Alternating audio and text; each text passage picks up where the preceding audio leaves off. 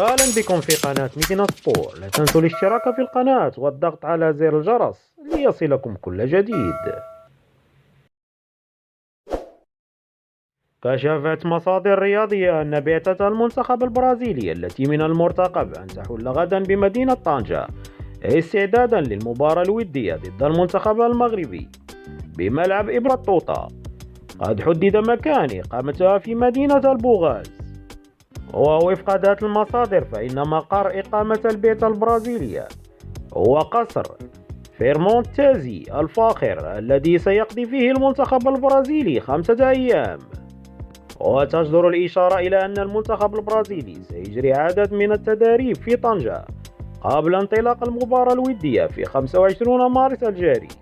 ويتوقع أن تشهد المباراة حضورا جماهيريا كبيرا بناء على السرعة الفائقة التي نفذت بها التذاكر.